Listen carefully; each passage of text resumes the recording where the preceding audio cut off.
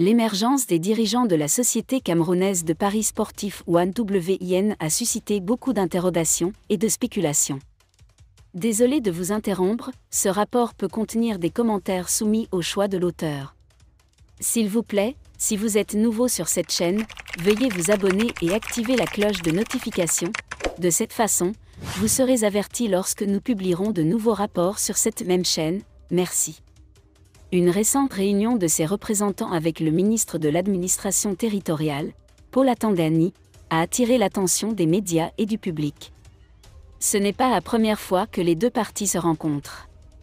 En septembre, une visite controversée à Istanbul, en Turquie, a révélé des pourparlers secrets entre le ministre Paul Atangani et les dirigeants de OneWIN.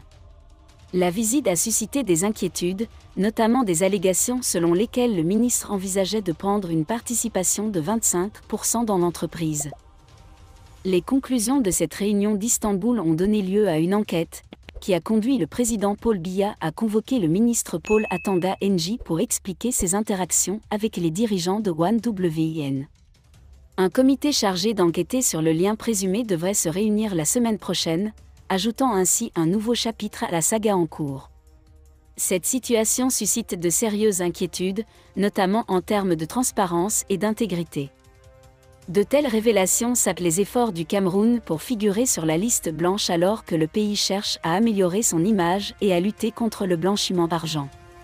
Les allégations de corruption et les transactions douteuses entre fonctionnaires et entreprises étrangères sont des signaux d'alarme que le Cameroun ne peut ignorer.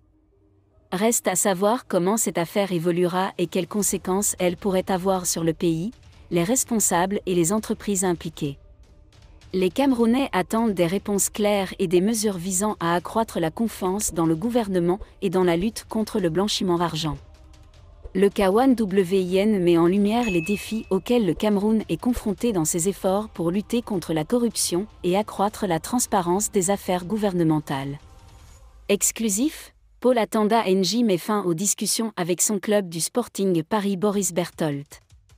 Des révélations exclusives du journaliste Boris Berthold révèlent que le ministre de l'Administration territoriale, Paul Atangani, est au centre d'une affaire impliquant la société de paris sportifs OneWIN.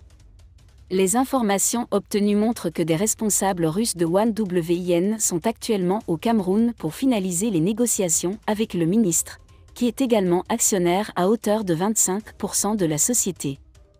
Cette rencontre n'est pas la première. En septembre dernier, le ministre Atangani et des responsables du ministère de l'Administration territoriale se sont rendus à Istanbul via Paris sous de faux prétextes pour rencontrer les dirigeants de OneWIN. Les négociations ont commencé et il est apparu que le ministre allait reprendre une participation dans l'entreprise. Cette situation a attiré l'attention du président, qui a invité Paul Atangani avec le leader de OneWIN à expliquer la réunion d'Istanbul. Un comité se réunira la semaine prochaine pour examiner ou rejeter l'accord, soulevant des inquiétudes sur d'éventuels pots de vin, surtout compte tenu de l'apparition récente du Cameroun sur la liste grise des pays liés au blanchiment d'argent. Merci d'être resté avec nous jusqu'à ce point, comme toujours pour promouvoir la liberté d'expression. Laissez vos opinions à ce reportage dans la section commentaires ci-dessous. Si vous avez aimé cette vidéo, merci de liker, partager, commenter et surtout vous abonner à la chaîne. Et on se retrouve très vite pour une prochaine vidéo.